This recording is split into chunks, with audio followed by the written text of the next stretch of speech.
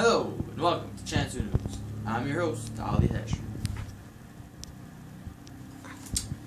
Tonight's news we'll be going over recent events that have happened over the course of this last week. And of course, we started off with President Obama paying a visit to one of the greatest presidents ever. In 3 years, JFK did more than Obama has done in 6 years. You better pay your respect, Obama. A U.S. neo-Nazi serial killer was executed today, and you'll never believe what his lawyers tried appealing, and it wasn't his life. Another terrorist was arrested in Paris on suspicions of being involved in gun attacks.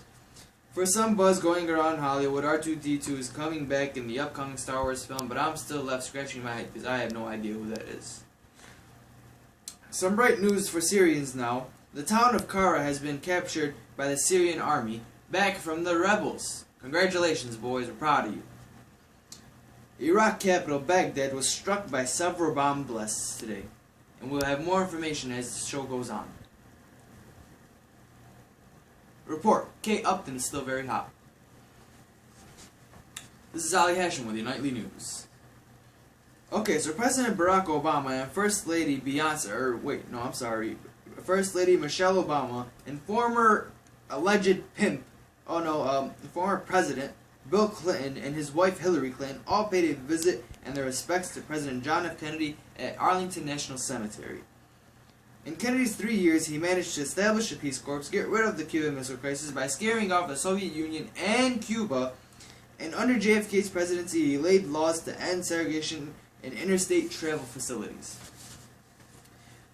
Though he did have a couple of blemishes on his resume, he's only human. Everyone's gonna not be perfect. The biggest one of his blemishes was known as the Bay of Pigs invasion, which was a major flop in U.S. history, and we are looked down because of it. And all Obama has accomplished in his 6 years in office is being the first black president to enter the White House. Congratulations, Obama, we're proud of you. In other news, in Missouri, a white supremacist serial killer and neo-Nazi member was executed for a nationwide killing spree that was over 40 years ago. Over the course of the spree, he targeted Jews and African Americans. In 1997, this man, named Joseph Franklin, killed a Jewish man in front of a synagogue in St. Louis. His lawyers made an appeal, not to save his life. The appeal was over the type of lethal injection that the state would use. Because while this man is dying, he's going to be caring so much about what's killing him. Abdel Hakim Dakar has been taken into custody in Paris, France, on suspicion of carrying out recent gun attacks. He was taken into custody around 6 p.m. on November 20th in a Bois Colombes car park. This isn't his first run-in with the law with French authorities. The French authorities say he was taken into custody for a notorious French criminal case back in 1994 and another case back in 1998.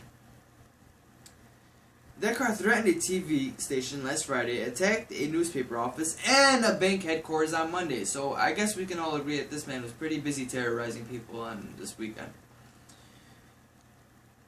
It was reported that Dakar tried to commit suicide even before the authorities were tipped off as to where he was. He had an unknown capsule in his body, and he had more than one, allegedly. He was found incapacitated.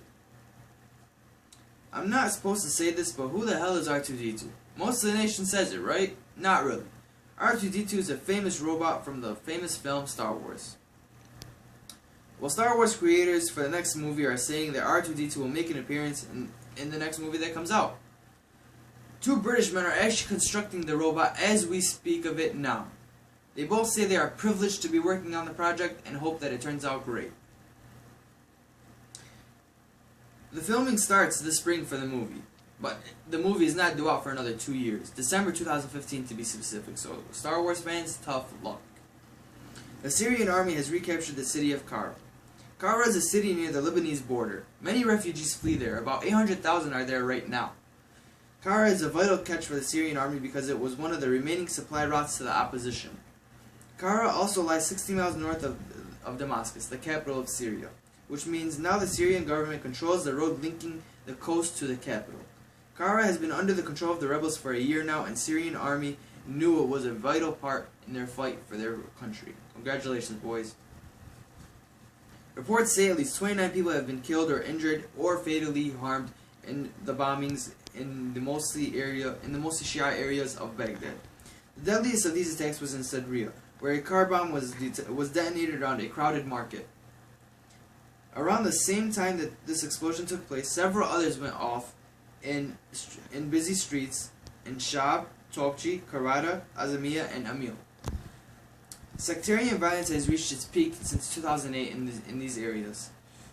The Iraqi government has blamed Sunni militants linked to Al-Qaeda for these attacks, mainly on Shia Muslims.